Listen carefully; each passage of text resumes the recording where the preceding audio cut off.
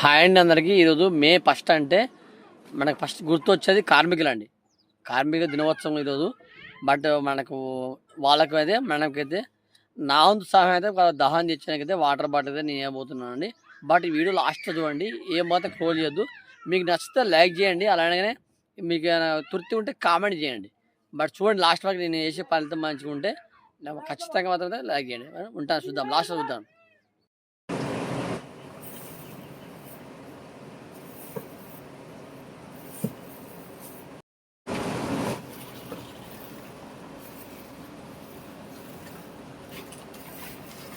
ఇలా మొత్తం వేయాలి.